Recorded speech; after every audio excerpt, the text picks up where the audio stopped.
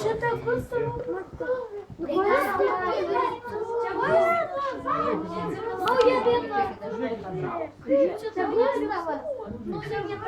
O kaip čia Gustavas? O nugriūna kažką minkštą? Gustavas virtuvė, matot?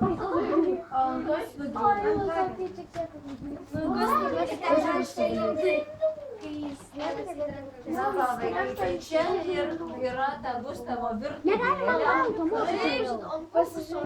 Nu dabar žinokit, čia nieko nepalieka, nes čiagi reikia viską. Nes čia žinokit, kai yra ne viena laida filmuojama, va šitoje pusėje tai dirba Gustavas, o gal ką žino, kokia yra tikroji jo pavardė, tikrasis vardas, gal teko girdėti. Audrius Rakauskas. Tai va štai šitoje studijoje jisai tik, čia filmuojama tik virtuvėlė ir va čia galite įsirašyti, o čia yra, jau žinot kiek metų, tarkim, šita laida kuriama, jau 16 metų.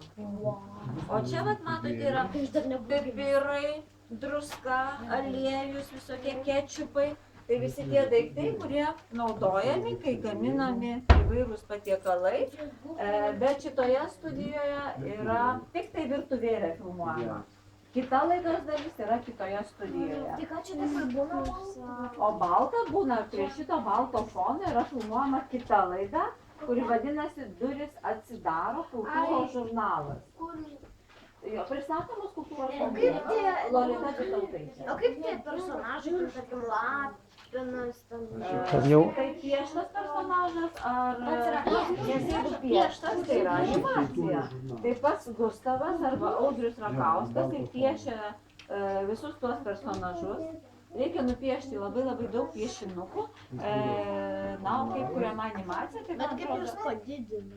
O ten jau dirba prie kompiuterių. O čia pavyzdžiui, o čia jis... Yra ten toks režisierius, kuris jam padeda.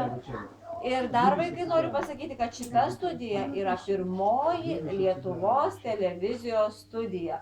Va šitoje studijoje prasidėjo mūsų televizijos istorija. Ar visi atsimena nuotrauką Juozo Baranausko muziejuje?